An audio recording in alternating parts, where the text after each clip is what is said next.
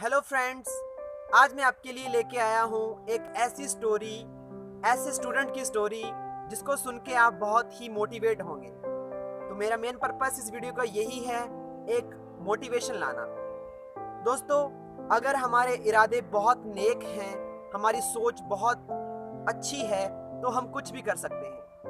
आज हम बात करने जा रहे हैं एक ऐसे मंदबुद्धि स्टूडेंट की जो आगे चल के एक जीनियस बने। दोस्तों, अगर मैंने जीनियस का नाम लिया है तो आप समझ ही गए होंगे कि मैं किसकी बात कर रहा हूँ। दोस्तों, मैं बात कर रहा हूँ अल्बर्ट आइंस्टाइन की। आज मैं आपको कुछ उनके ऐसे किस्से सुनाऊंगा जिसे सुन के आप बहुत चौंक जाएंगे। दोस्तों, सबसे पहले उनकी बायोग्राफी पे थोड़ी सी नजर डालते हैं।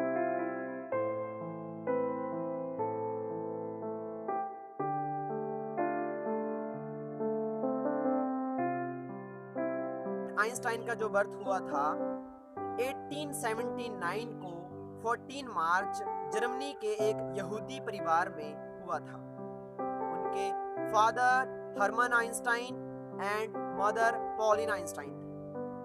दोस्तों, बचपन से ही बहुत ही अजीब थे। वो नॉर्मल बच्चों से बड़े अजीब थे।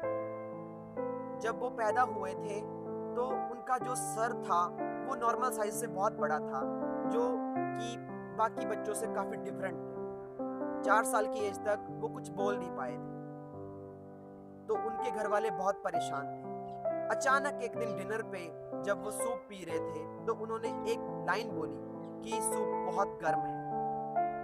तो घर वाले, उनके मम्मा पापा बहुत चौंक गए। वो अटक अटक के बोलने लगे। 4 साल की एज के बाद फिर 5 साल की एज में वो थोड़ा थोड़ा बोलने लगे। वो बहुत ही वीक थे, कमजोर थे। हालांकि उनकी स्टडी में भी बहुत अच्छे नहीं थे, बहुत ही ज्यादा कमजोर थे। तो इसी वजह से वो कुछ क्लैरिफाई नहीं कर पाते थे। जब वो स्कूल जाते थे तो स्कूल में वो टीचर्स से बहुत अजीब अजीब क्वेश्चन पूछा करते थे। तो इसी वजह से टीचर्स उनको मंदबुद्धि कहने लगे। मंदबुद्धि से कहा जाता था, उनको मंदबुद्धि नाम से पुकारा जाता था।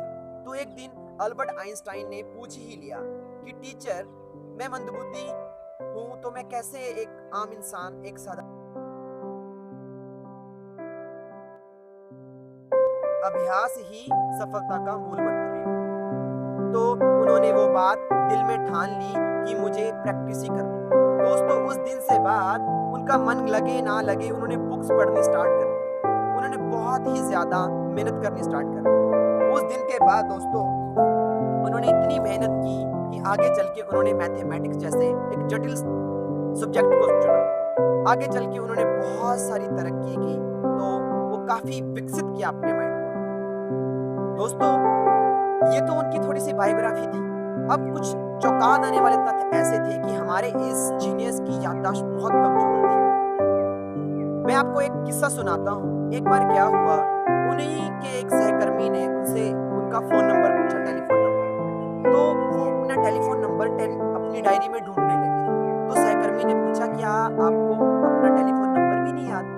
तो वो बोलने लगे कि ऐसी वो चीज जो मुझे मेरी डायरी से मिल जाती है, भला मुझे याद रखने की क्या जरूरत है। दूसरी बार, एक बार वो ऐसे बाजार से जा रहे थे, उनको अपने घर का एड्रेस ही भूल गया था। तो वो इतने फेमस थे, टैक्सी वाले को उन्होंने पूछा, क्या आप अल्बर्ट आइंस्टाइन के घर का पता जानते हो? वो बोलते थे कि अल्बर्ट आइंस्टाइन के घर का पता कौन नहीं जानता। तो दोस्तों, वो ड्राइवर उसको अल्बर्ट आइंस्टाइन के घर, यानी कि उन्हीं के घर छोड़ के आया। तो बदले में जब उन्होंने बताया कि मैं ही अल्बर्ट आइंस्टाइन हूँ, तो उनके लाख मना करने पे भी तो उन्होंने पैसे नहीं लिए। पैसे दे रहे थे अल्बर्ट आइंस्टाइन, लेकिन ड्राइवर ने पैसे नहीं लिए।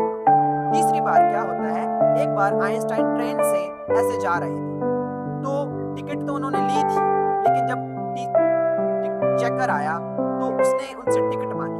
हालांकि वो जो चेकर था वो जानता था उसे कि ये अल्बर्ट आइंस्टाइन है। तो अल्बर्ट आइंस्टाइन क्या कर रहे, इधर उधर देखने लगे। तो चेकर ने बोला कि कोई बात नहीं, हमें यकीन है कि आप जैसे साइंटिस्ट टिकट जरूर लेते हैं। तो वो बोलने लगा, फिर भी ढूंढने लगा। जब चेकर ने देखा कि ये अभी भी परेशान है, तो उनके पास आया, बोलने लगा, सर आप चिंतित मत होइए, कोई बात नहीं, हमें पता है आपने टिकट जरूर ली होगी, इधर उधर गिर गई होगी। वो बोलने लगे कि वो बात नहीं है, अगर मुझे मेरी टिकट ना मिली तो मुझे पता कहाँ कैसे चलेगा कि मुझे कहाँ से कहाँ जाना है। तो दोस्तों, हमारे इस जीनियस की और भी कई ऐसी बातें हैं जो चौंका देने वाली। तो दोस्तों, ये थी अल्बर्ट आइंस्टाइन की एक हल्की सी स्टोरी। आगे चल के मैं इसके बारे में आपको और भी नई नई बातें बताऊंगा। अल्बर्ट आइंस्टाइन के बारे में बताऊंगा, डॉक्टर एपीजे अब्दुल कलाम के बारे में बताऊंगा, ऐसे और मोटिवेशंस जो हमारे लाइफ में हमें इंस्पायर करते हैं उनके बारे में आपको बहुत कुछ बताऊंगा। तो मेरे इस मेन वीडियो का यही पर्पस था कि हमें मोटिवेट होना चाहिए ऐसी स्टोरीज से कि देखो, जो मंदबुद्धि इंसान जिनको लोग इतना टॉर्चर करते थे कि आप ऐसे नहीं, आप ऐसे हो वैसे हो, उन्होंने ऐसे क्रिएटिविटी की, करके दिखाया। तो उन्होंने कहने पे जोर नहीं डाला, उन्होंने करके बताया। अल्बर्ट आइंस्टाइन के बारे में एक और रोचक बात यह है कि वो शुरू से ही नॉर्मल लाइफ बच्चों के साथ नहीं खेलते थे।